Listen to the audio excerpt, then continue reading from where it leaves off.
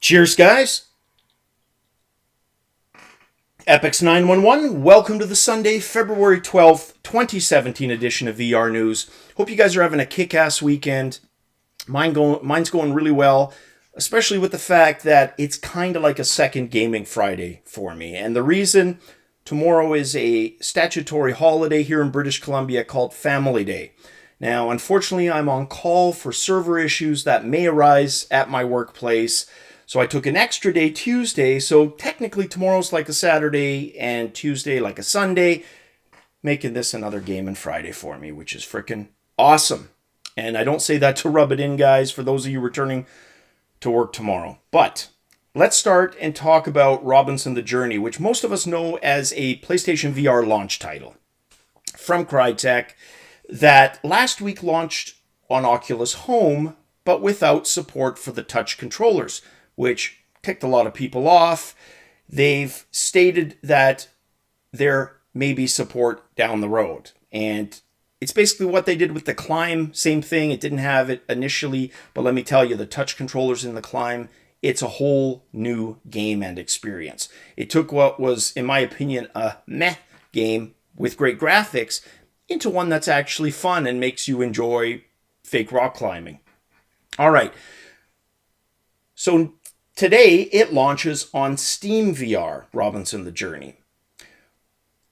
As to be expected, there was no controller support for the Vive controllers. Most people, if you would have asked them the last couple of days, that would have been their guess, with it also possibly arriving at a later date. But what no one probably would have picked up on is the chance of it, shipping with a show-stopping bug that essentially stops almost 100% of those who've installed it on their systems from launching the game, which, guys, as someone who has worked in quality assurance, we call that a showstopper. And if we had shipped a game with a showstopper that basically didn't allow you to launch the frickin' game, there would have been terminations. There's no other way to say that. You would have been canned. You can't miss those things. And what astounds me is that they had no test environment for Steam. Okay, that is speculation on my part. Maybe they did, and the environment variables were different enough that they couldn't reproduce it. But still, you got to think, even working with Valve, as a developer, there's got to be some facility to test something on the system in-house before the public can see it. It should have caught that. It just blows me away. The authors for Road to VR themselves downloaded it, installed it, and ran into the bug. So that is a bug I'm really curious about in terms of the outcome, what it ends up being. A supposed fix has done nothing, at least at the time of recording. Hopefully by the time you guys see this, there's an actual fix available for it. Now, we've joked about this next story multiple times. I've stated multiple times as well that I can sweat a lot, and it's not a hygienic thing. Nobody wants to use a sweat-soaked foam faceplate after somebody else like me has been using it. We've even hinted that it could damage HMDs, but we kind of said it with a chuckle. Well, chuckle no more. It is now proven to be able to damage your HMDs. There's a YouTuber by the name of Barnacles. Many of you might know him. He's got basically a technology channel. He was a former Microsoft employee for about 15 years, I think. 7 or 15.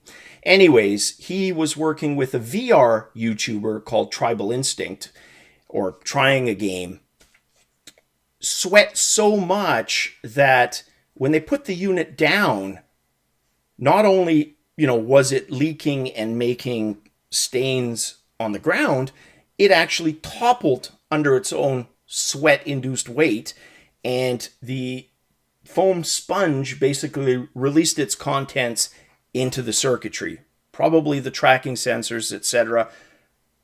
Either way, end result, the thing is dead. And Tribal Instincts kind of jokes about it in his car ride, and he says he doesn't blame Barnacles. I mean, technically, yeah, it is his fault, but you don't foresee that. You'd think it could handle that. Or you don't expect it to topple over and then leak. In a normal position, it probably still would have been okay. But just something to keep in mind. Yes, it can, which makes sense because that's all sweat is liquid, and liquid around circuitry is usually a bad thing. Next news piece, more of a kind of an editorial really. This is on venturebeat.com, but really got me thinking. It's called Disrupting the Book, Serialization, New Formats, and AR. When I did my research on it, I thought it would work better, obviously, instead of AR, with VR at the tail end.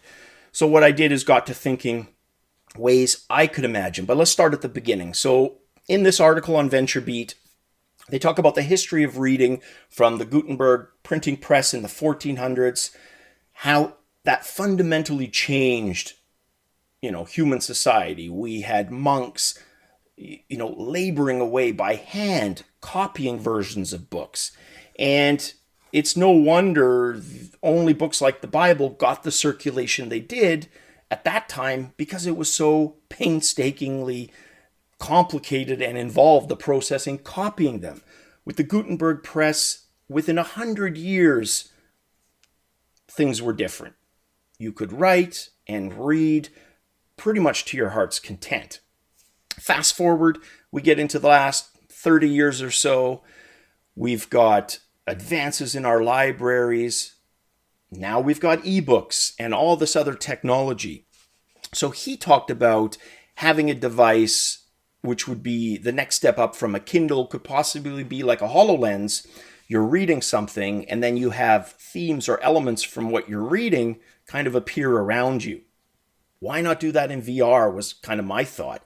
I mean, think about that. You have a children's book, for example, Where the Wild Things Are, one of my favorite as a kid. You'd be reading that and then have the book come to life around you. Maybe it's noises. Some people like to listen to music when they read. Basically, you would mirror the concept of a reading room, which actually is a real thing, was popular in Edwardian and Victorian England, a room where you would sit with no distractions and read. That would be a cool application. In my opinion, I'm a guy who loves reading, to have a room, an atmospheric reading room, but using VR technology. Reading about Rome? Hell, maybe you're sitting in a villa and that's literally where you're transported to, with a bowl of grapes right in front of you and a flask of wine. I just think that would be really good. Not for the kids' books, but now we're talking adults. Either way, again, so much potential for VR in all these different areas. And reading was one I really hadn't thought of, but there you go. And then this last story involves sports. One of my favorite sports, probably right after football or soccer. Football is the one I'm talking about. One of my hopes is to be able to watch Premier League or, Dutch or German league football play in 360. Well, now we get hockey, my other favorite sport. Surprise, surprise, in Canada, right? Hockey night in Canada is pretty much an institution here in Canada. Sportsnet now owns the rights to most of the broadcasting for the National Hockey League in Canada. They partnered with Molson, Google, to basically ship with free versions of a Molson Canadian beer branded Google cardboard.